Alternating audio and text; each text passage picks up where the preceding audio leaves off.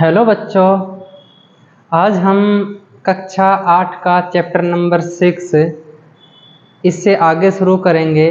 पिछली वीडियो में हमने देखा कि जनन किसे कहते हैं, जनन की विधियां कौन कौन सी है और जनन लैंगिक जनन में भाग लेने वाले नर जनन अंग कौन से हैं और मादा जनन अंग कौन से हैं।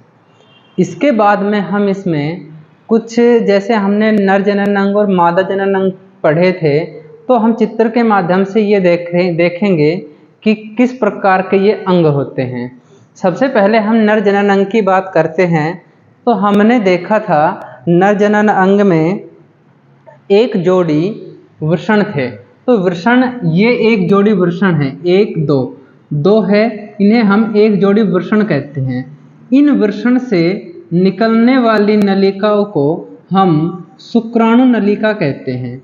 इन वृषण से निकलने वाली इन नलिकाओं को शुक्राणु नलिका कहते हैं, जो कि दो होती है, एक इस वृषण से एक इस वृषण से। तो दो शुक्राणु नलिका होती है। ये दोनों शुक्राणु नलिका यहाँ से होते हुए यहाँ पर आकर शुक्राशय में खुलती है। ठीक है, यहाँ पर है शुक्राशय और शुक्राशय के अंदर शुक्राणु इकट्ठे रहते हैं। शुक्राणु हमने नर जनन अंग में पढ़े थे। तो शुक्राणु बनते यहाँ पर है, यहाँ से इस नलिका के द्वारा यहाँ पर जाकर शुक्राशय में इकट्ठा हो जाते हैं। तो शुक्राणु बनते कहाँ हैं? शुक्राणु का बनने का स्थान वृषण है। वृषण के अंदर शुक्राणु बनते हैं। शुक्राणु शुक्राणु नलिका के माध्यम से शुक्राशय में जाते हैं। इसके बाद में श्वसन मार्ग द्वारा वो बाहर निकलते हैं। मादा जनन अंग की बात करें तो हमने एक जोड़ी अंडाशय पढ़ा था, यानी दो अंडाशय है। दोनों अंडाशय से निकलने वाली नलिकाओं को हम अंडवाहिनी कहते हैं। ये अंडवाहिनी नीचे की तरफ एक थैलेनुमा संरचना बनाती है, जिसे हम गर्भाशय कहते हैं।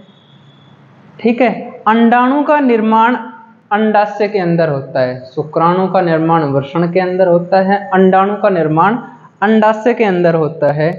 और अंडाशय के अंदर जब इसका निर्माण होता है तो धीरे धीरे यहाँ से निकलकर ये अंडवाहिनी में आ जाता है। जब अंडाणु का निर्माण हो जाता है तो यह अंडवाहिनी में आ जाता है एक निश्चित समय के बाद में। ठीक है, इसके बाद में हमने शुक्राणु पढ़ा था। शुक्राणु कुछ ऐसा दिखाई देता है। शुक्राणु का आगे एक भाग होता है, ये चम्मच के आकार का भाग होता है, जिसे हम इसका सिर कहते हैं, बीच में मध्य भाग और पीछे की तरफ एक पूंछ होती है। तो एक शुक्राणु हमें ऐसा दिखाई देता है, जो कि नर युग्मक है। ठीक है, नर की जनन कोशिका है, नर युग्मक है, शुक्राणु है। इसका आगे का जो मोटा हिस्सा है वो सिर है, मध्य भाग है और पूंछ है। अंडाणु कुछ ऐसा दिखाई देता है, गोलाकार संरचना होती है, बीच में केंद्रक होता है। इस केंद्रक में कुछ केंद्रक द्रव और इसमें कुछ कोशिका द्रव भरा हुआ होता है। यह मानव की सबसे छोटी कोशिका है, अंडाणु। इसके बाद में हम पढ़ेंगे निषेचन। इसके बाद में पढ़ेंगे निषेचन। तो निषेचन किसे कहते हैं? देखिए, मादा युग्मक अंडाणु और नर युग्मक शुक्राणु, मादा युग्मक अंडाणु और नर युग्मक शुक्राणु दोनों का मिलना, दोनों के मिलने की प्रक्रिया निषेचन कहलाती है। ठीक है, मान लीजिए ये एक अंडाणु था और इस अंडाणु को जैसे ही इससे शुक्राणु मिले, ठीक है, शुक्राणु इसको यहाँ से अंदर गया और इसके केंद्रक से जब मिलता है तो इस प्रक्रिया को निषेचन कहते हैं। अंडाणु व शुक्राणु का मिलना निषेचन कहलाता है। ओके, निषेचन के बाद में एक संरचना बनती है, क्योंकि इसका केंद्रक और इसका केंद्रक, अंडाणु का केंद्रक जब आपस में मिलते हैं तो दो केंद्रक युक्त एक कोशिका बनती है। जैसे मान लीजिए ये अंडाणु था, इस अंडाणु को किसी शुक्राणु ने भेज दिया और यहाँ पर दो केंद्रक युक्त एक कोशिका बनती है, जिसे हम युग्मनज कहते हैं। निषेचन के बाद बनने वाली संरचना को युग्मनज कहते हैं। ओके, अब देखिए, निषेचन दो प्रकार के होते हैं, एक आंतरिक निषेचन, एक बाह्य निषेचन। आंतरिक निषेचन का मतलब है कि इसमें जो युग्मक बनेंगे, इसमें जो युग्मनज बनेगा वो किसी मादा के शरीर के अंदर बनेगा। मतलब ये हुआ कि निषेचन की प्रक्रिया, अंडाणु में शुक्राणु के मिलने की प्रक्रिया किसी मादा के शरीर के अंदर होगी। मादा शरीर के अंदर निषेचन की प्रक्रिया हो रही है, इस कारण हम इसे आंतरिक निषेचन कहते हैं। आंतरिक निषेचन किस किस के अंदर होता है? गाय, भैंस, कुत्ते, मुर्गी, ठीक है, मनुष्य, इनके अंदर आंतरिक निषेचन होता है। बाह्य निषेचन क्या होता है कि निषेचन की प्रक्रिया मादा व नर दोनों के शरीर से बाहर होती है, तो हम इसे बाह्य निषेचन कहते हैं। ठीक है, इस प्रकार के जनन में युग्मक संलयन मादा शरीर के बाहर होता है। कैसे?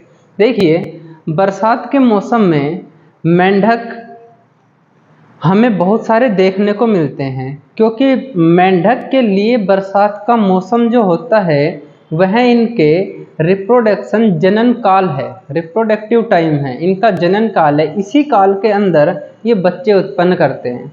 तो होता क्या है, जो मादा मेंढक होती है वो अपने अंडे पानी में दे देती है, और नर मेंढक जो है वो अपने शुक्राणुओं को पानी में छोड़ देता है। तो उनके दोनों के शरीर से बाहर निषेचन की प्रक्रिया हो रही है, अंडाणु और शुक्राणु दोनों मिल रहे हैं। इस प्रकार की प्रक्रिया में जैसे मछलियों में भी बाह्य निषेचन होता है, स्टारफिश, मेंढक, इन सब में बाह्य निषेचन होता है। निषेचन की प्रक्रिया शरीर से बाहर होती है। तो इस प्रकार हमने आज कुछ संरचनाओं के बारे में, मादा व जनन कोशिका की संरचना, शुक्राणु, अंडाणु, निषेचन कैसे होता है, किस प्रकार शुक्राणु अंडाणु से मिलता है, बनने के बाद में कैसी संरचना दिखाई देती है निषेचन के बाद में, उसके बाद में निषेचन आंतरिक और बाह्य निषेचन ये देखे हैं। इसके बाद में हम इसके आगे पढ़ेंगे। फिलहाल इतना आप सब नोट कीजिए, अच्छे से पढ़िए बेटा। कुछ भी समझ में नहीं आए तो आप मुझे कमेंट करके पूछ सकते हो। कोई भी चीज़ समझ में नहीं आए, अच्छे से नोट्स बनाओ। ओके बेटा, देखिए आप यहाँ में हमने आंतरिक और बाह्य निषेचन को समझा। इसके बाद में हम निषेचन के बाद में बच्चा कैसे बनता है, बच्चे तक पहुँचने के बीच में क्या क्या स्टेज आती है, यह चीज़ समझेंगे। तो देखिए, भ्रूण का परिवर्धन, हमारे हेडिंग है भ्रूण का परिवर्धन। भ्रूण का परिवर्धन का मतलब है, देखिए, स्टार्टिंग में अंडाणु व शुक्राणु थे, दो जनन कोशिकाएं थी, नर युग्मक और मादा युग्मक, नर युग्मक शुक्राणु और मादा युग्मक अंडाणु। ठीक है, जब निषेचन की प्रक्रिया हुई, निषेचन की प्रक्रिया नर युग्मक और मादा युग्मक का मिलना निषेचन कहलाता है। और निषेचन के बाद में युग्मनज एक संरचना बनी थी, जिसमें अंडाणु के अंदर शुक्राणु चला गया था और दो केंद्रक संरचना बनी थी, जिसे हम युग्मनज बोला था। यह युग्मनज धीरे धीरे विकसित होता है। इस युग्मनज में लगातार विभाजन होते हैं। मान लीजिए ये युग्मनज ऐसा था, हमने कुछ ऐसा बनाया था, युग्मनज ऐसा था। अब युग्मनज में लगातार विभाजन होंगे और विभाजन होते होते बहुत सारी कोशिकाएं बन जाएगी। लगातार विभाजन होंगे, इसका आकार बड़ा होता जाएगा और कोशिकाओं की संख्या बढ़ती जाएगी। और धीरे धीरे जब युग्मनज विकसित होगा, कोशिकाओं की संख्या बढ़ेगी, तो हम उसे भ्रूण कहते हैं। विकसित होते हुए युग्मनज को या लगातार विभाजित होते युग्मनज को हम भ्रूण कहते हैं। अब भ्रूण जब विकसित होगा तो बच्चे के सभी अंग, सभी शारीरिक अंग, हाथ, पैर, नाक, आँख, बाल, त्वचा, ये जब सारे कंप्लीट रूप से बन जाते हैं तो हम उसे गर्भ कहते हैं। तो हम उसे गर्भ कहते हैं। ठीक है, युग्मनज में लगातार विभाजन होंगे तो बनेगा भ्रूण, और भ्रूण के बाद में जब विकसित हो जाएगा तो उसके शारीरिक सभी अंग बन जाएंगे, हाथ, पैर, नाक, कान, ये सारे बन जाएंगे। तो ऐसी स्थिति को हम कहते हैं गर्भ। और ऐसी गर्भ के बाद में विकसित हो जाता है तो उसको मादा जन्म दे देती है, उसे हम नवजात शिशु कहते हैं। ओके, अब देखिए, जरायुज और अंडयुज दो प्रकार के जंतु पाए जाते हैं। जरायुज का मतलब ऐसे जंतु जो अपने जीवों को एक शिशु के रूप में जन्म देते, एक छोटे बच्चे के रूप में जन्म देते हैं, उसे हम जरायुज कहते हैं। जैसे मानव है, गाय, भैंस, बंदर, बकरी, कुत्ते, बिल्ली, ये सारे जरायुज है। ठीक है, वे जंतु जो शिशु को जन्म देते हैं जरायुज कहलाते हैं। अंडयुज ऐसे जीव जो डायरेक्ट बच्चों को जन्म ना दे करके अंडे को जन्म देते हैं, अंडे को अपने शरीर से बाहर निकालते हैं, उस अंडे के अंदर बच्चा होता है। कुछ समय के बाद में उस अंडे को पर्याप्त जब तापमान मिलता है तो उस अंडे से नवजात बच्चा बाहर निकलता है। तो जो जंतु अंडे देते हैं उसे अंडयुज कहते हैं। जैसे मुर्गी है, मोर, तोता, कौवा, ये सारे अंडे देते हैं। ओके, अब देखिए शिशु से वयस्क तक की प्रक्रिया अलग अलग जीवों में अलग हो सकती है।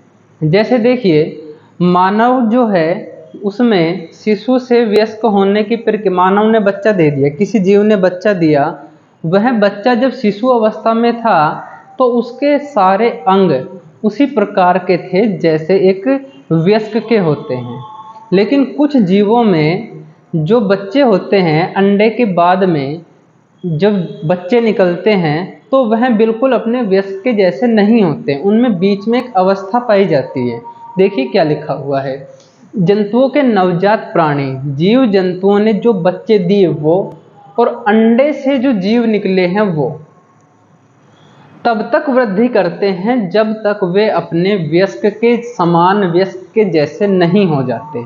ठीक है, किसी जीव ने जो बच्चा दिया है वो और अंडे से बच्चा निकला है वो लगातार विकसित होता है जब तक वह अपने वयस्क के समान ना हो जाए, अपने बड़ों के जैसा ना हो जाए।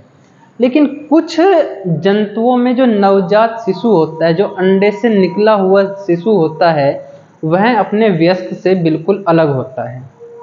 वह अपने वयस्क से बिल्कुल अलग होता है क्योंकि इनके अंडे से वयस्क तक पहुंचने की अवस्था में बीच में एक अवस्था अलग आती है जिसे हम कहते हैं लार्वा अवस्था, जिसे हम कहते हैं लार्वा अवस्था।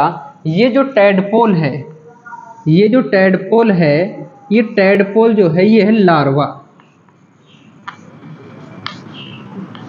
ठीक है, तो जिन जीवों में ये लार्वा अवस्था आती है उन जीवों में अंडे से पहले लार्वा बनता है, लार्वे से वयस्क बनता है। जैसे मेंढक है तो मेंढक के अंडे जो है, मेंढक के अंडे से टैडपोल उसके मेंढक के लार्वा का नाम है टैडपोल। याद रखना, पेपर में आ सकता है, यहाँ पर मैं लिख भी देता हूँ।